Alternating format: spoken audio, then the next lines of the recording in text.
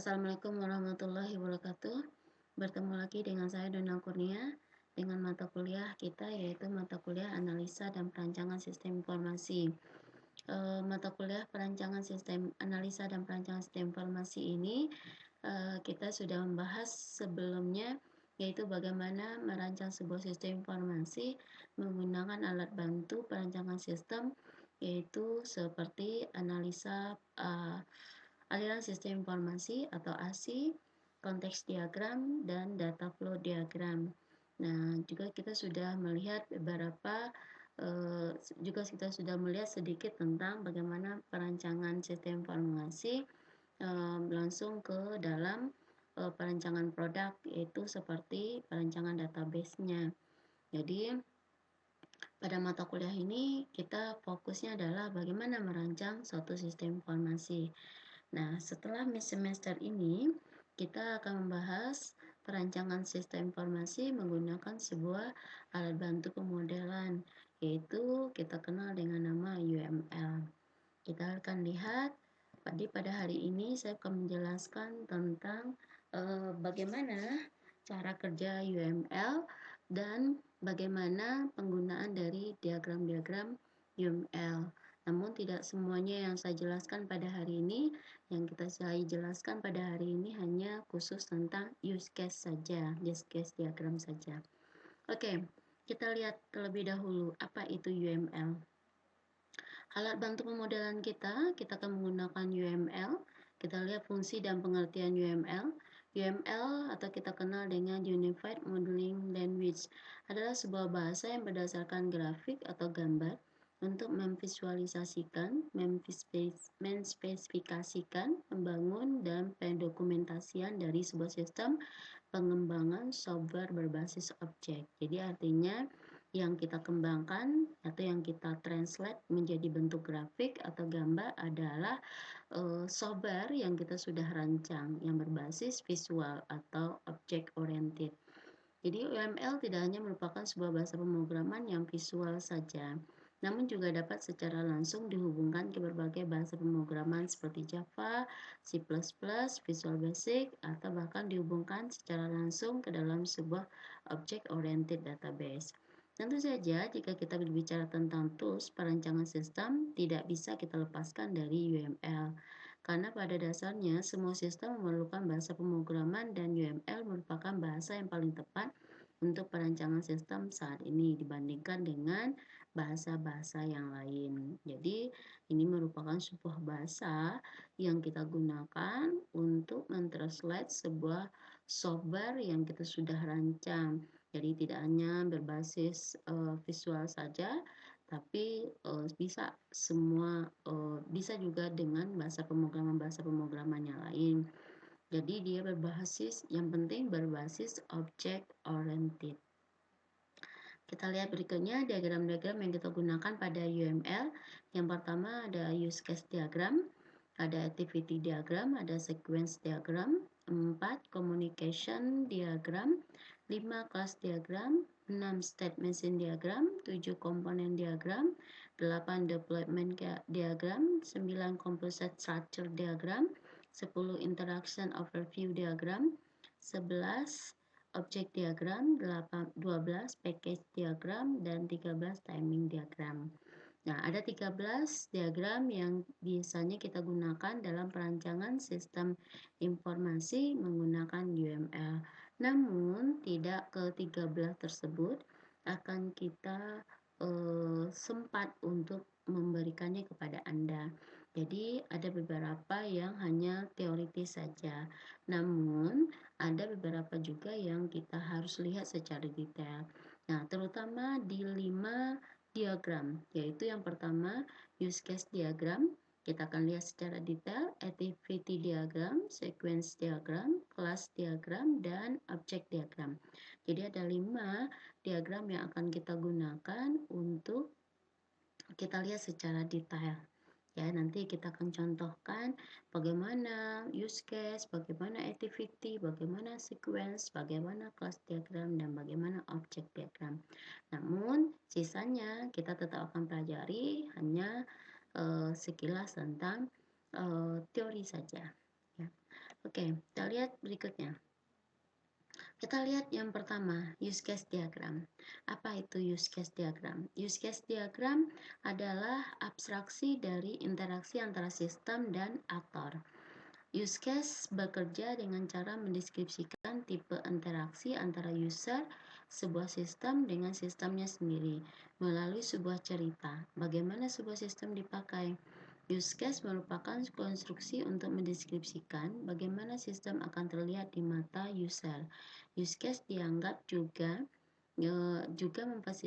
use case juga memfasilitasi komunikasi untuk alat komunikasi, itu artinya ya.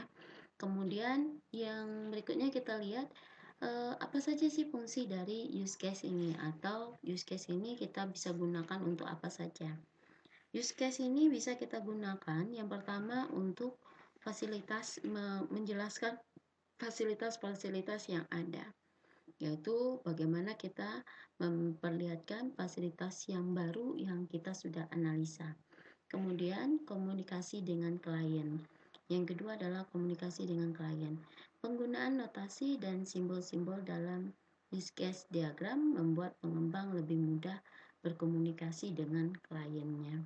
Kemudian, yang ketiga, membuat tes dari kasus-kasus secara umum, yaitu kumpulan dari kejadian-kejadian untuk use case bisa dilakukan tes kasus layak untuk kejadian-kejadian tersebut.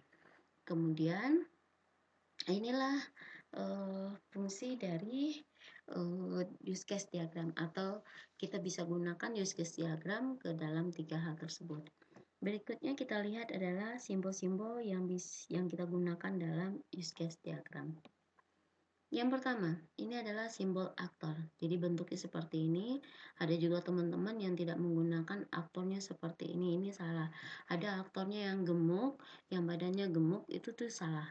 Jadi aktornya yang seperti ini. Aktornya berbadan kurus, tidak gemuk, ya, tidak gemuk. Oke, ini dia bentuknya, aktornya. Ini simbol aktor. Apa fungsi dari aktor?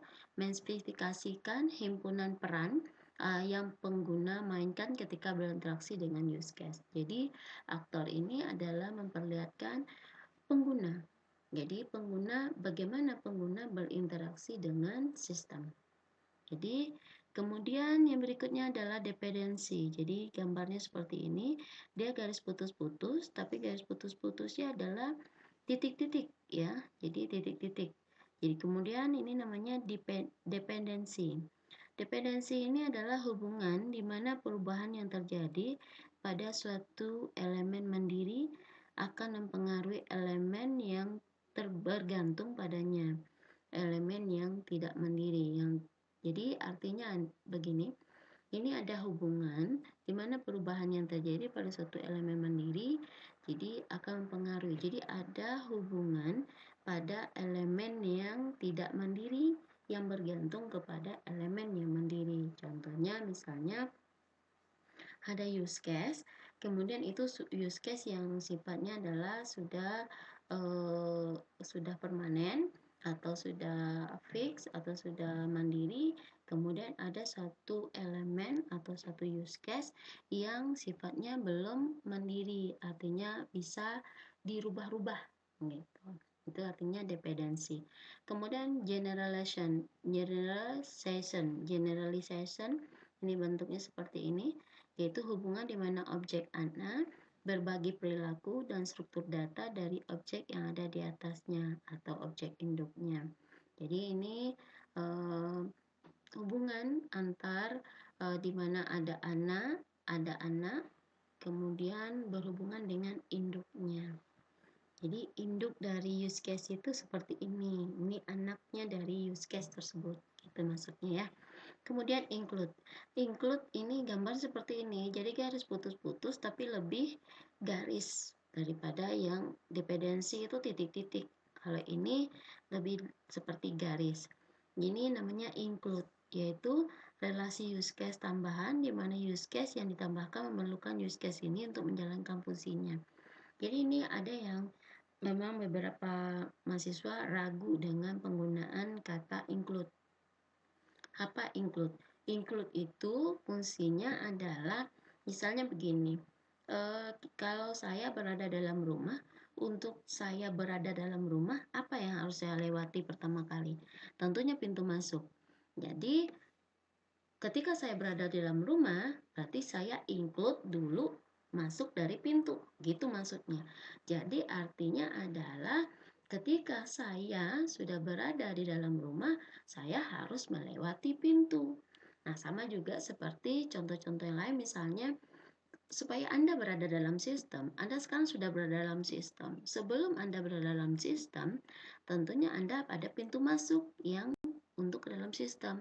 Itulah dinamakan dengan login. Nah, itu kenapa sering sekali kita buat untuk dalam sistem itu sebelumnya adalah login, berarti include dengan login. Kemudian ada simbol extend. Extend itu mengindikasikan bahwa use case target memperluas perilaku dan use case sumber pada suatu titik yang diberikan. Extend ini adalah kebalikan dari include. Jadi kalau include ini sebelumnya, kalau extend pengembangannya atau setelahnya. Jadi setelah kita ini kita harus melakukan apa? Berarti itu extend. Ya. Kemudian association. Association ini adalah garis yang kita sering gunakan untuk menghubungkan use case. Jadi apa association? Yaitu menghubungkan antara objek satu dengan objek yang lain. Kemudian sistem. Jadi sistem itu seperti ini. Jadi kalau kita membuat sebuah use case, kita harus menggunakan sebuah sistem. Jadi kita harus membuat kotaknya terlebih dahulu. Kita buat dulu kotaknya, baru kita buatkan hubungan di dalam use case tersebut. Menspesifikasikan paket yang menampilkan sistem secara terbatas. Kemudian adalah bentuk use case. Ini bentuk use case yang sering kita gunakan. Use case ini adalah langkah-langkah yang kita gunakan di dalam sistem. Langkah-langkah yang kita gunakan dalam sistem, yaitu kalau keterangannya adalah deskripsi dari urutan aksi-aksi yang ditampilkan sistem yang menghasilkan suatu hasil yang terukur bagi suatu aktor. Kemudian yang berikutnya adalah seperti use case juga, tapi terdiri dari garis putus-putus atau collaboration. Interaksi antara aturan-aturan dan elemen-elemen lain yang bekerja sama untuk menyediakan perilaku yang lebih besar dari jumlah dan elemen-elemen yang dalam sinergi. Kemudian berikutnya adalah simbol seperti ini dinamakan dengan simbol not, yaitu elemen fisik yang eksis pada saat aplikasi dijalankan dan mencerminkan suatu sumber daya komputasi. Jadi ini adalah simbol-simbol yang kita gunakan di dalam use case. Memang ada beberapa simbol yang tidak selalu kita gunakan di dalam use case, tapi ada beberapa simbol yang wajib kita gunakan di dalam use case. Nah, selanjutnya kita contohkan. Berikut contoh penggunaan use case dalam perancangan sistem informasi, barang masuk dan barang keluar pada sebuah toko. Jadi kita sudah mulai mengilustrasikan ke dalam perancangan sistem informasi, yaitu barang masuk dan barang keluar pada sebuah toko. Ini dia. Jadi pertama sekali kita buat dulu sistem. Jadi ini kotak seperti ini namanya sistem. Kita buat dulu sistemnya. Kemudian berikutnya kita buat aktornya. Jadi use case ini berjalan berdasarkan aktor. Ini association-nya. Kemudian ada beberapa aktor yang kita gunakan. Jadi aktornya ini adalah kebetulan dari ada 4. Yang pertama ada pemasok, ada konsumen, ada pimpinan, dan admin. Nah, untuk posisi antara pemasok, konsumen, antara masing-masing aktor, posisinya juga kita tentukan. Itu kalau aktor utama itu kita tentukan di sebelah kanan. Ya. Aktor utama kita tentukan di sebelah kanan dan aktor pendukung kita lihat di sebelah kiri. Nah, untuk keterangan apa itu aktor utama dan apa itu aktor pendukung nanti saya jelaskan di dalam bahan ajar saja. Jadi nanti saya jelaskan secara teoritis saja. Jadi kita lihat posisinya. Aktor pendukung di sini kita letakkan di sebelah kiri dan aktor utama saya letakkan di sebelah kanan. Jadi apa posisi seperti itu? Ini hanya untuk membedakan aktor pendukung itu lebih kepada sebuah aktor yang membantu atau yang terlibat di dalam sistem, namun tidak langsung ke dalam software atau ke dalam pengembangan software tersebut. Jadi hanya beberapa aktor yang terlibat secara langsung itu yang kita sebut dengan aktor utama. Jadi aktor utama itu adalah aktor yang berhubungan langsung dengan pengembangan software. Sedangkan aktor pendukung itu adalah aktor yang terlibat tapi tidak terhubung langsung ke dalam software. Nah, jadi nanti kita lihat penjelasannya lebih lengkap. Nanti saya buatkan secara teoritisnya. Kita lihat dulu. Yang pertama, kita akan rancang aktor pemasok. Aktor pemasok mengirim barang dan diterima oleh admin. Kemudian diinputkan admin ke dalam sistem. Jadi diinputkan admin dalam sistem bahwasanya aktor pemasok mengirim barang. Kemudian si admin menginput barang masuk tadi. Namun sebelum dia masuk menginput barang masuk, terlebih dahulu dia pasti login terlebih dahulu. Itu kenapa namanya adalah include. Jadi login ini include itu ke dalam menginput barang masuk. Jadi sebelum kita menginput barang masuk, kita harus include dengan login. Jadi ini simbolnya kita include. Jadi boleh nggak Bu kita loginnya nggak kita pakai include? Boleh. Jadi nanti di atas sini di atas menginput barang kita gunakan use case login. Jadi tapi kalau seperti ini juga bisa kita include. Kemudian setelah dia menginput barang, kemudian dia membuat laporan barang masuk.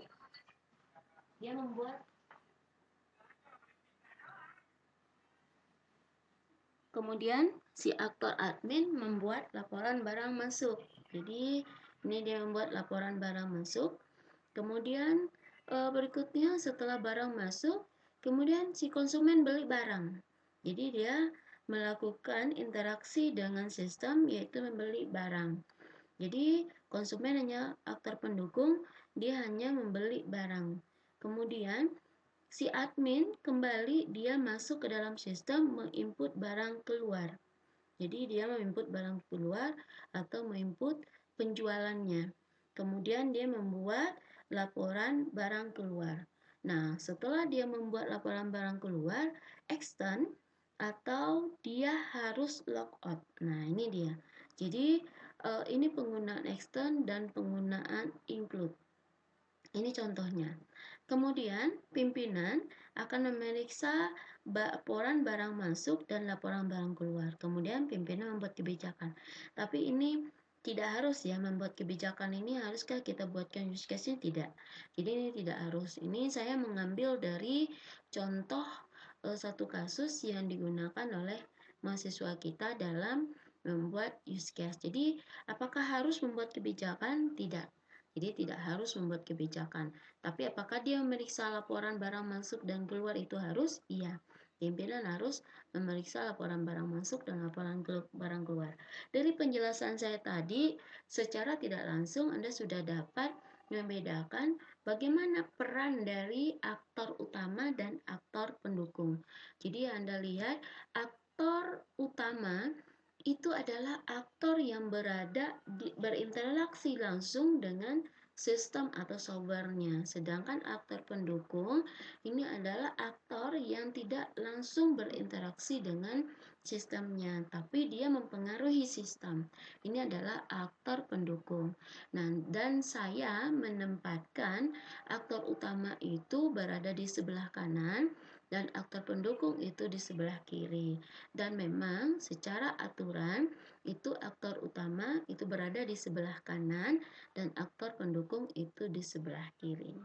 Nah, jadi inilah contoh dari use case, salah satu contohnya. Jadi perancangan sistem informasi barang masuk dan barang keluar, bagaimana membuat use case-nya seperti ini. Dan ini bisa kita jadikan seperti use case aliran sebuah sistem. Jadi ini hampir sama dengan aliran sebuah sistem informasi, tapi kita jelaskan melalui aktor ya. Jadi kalau untuk use case, sebenarnya use case ini biasa teman-teman juga bisa menggunakan, ada use case lama, ada use case baru. Tapi untuk hari ini kita hanya melihat Anda harus bisa dulu bikin use case saja dulu. Nanti setelah ini baru setelah Anda bisa bikin use case, baru kita akan pisahkan mana use case lama, mana use case yang baru ya. Oke. Mungkin sampai di sini dulu penjelasan saya tentang use case atau materi kita pada hari ini. Minggu depan saya akan berikan lagi tentang use case juga, tapi kita lebih rinci, yaitu membedakan antara use case lama dan use case baru. Mungkin sampai sini dulu, tapi untuk tugas pada hari ini saya akan berikan tugas kepada Anda. Cobalah buat satu use case tentang perancangan sistem informasi pembayaran uang kuliah pada Amik Bukit Tinggi. Jadi saya contoh ini use case ini akan dijadikan sebuah tugas dan akan dikumpulkan pada hari ini juga. Anda buat dalam catatan, kemudian nanti difoto, nanti dikirim ke psikologi, kemudian nanti akan saya periksa. Nah, jadi dari satu persatu nanti dilihat apakah Anda sudah bisa menggunakan use case. Nanti boleh menggunakan referensi-referensi dari teman-teman Anda atau kakak-kakak Anda. Tapi untuk pengumpulannya, karena saya tahu jaringan kadang-kadang bermasalah, untuk pengumpulan tugas boleh Anda lakukan.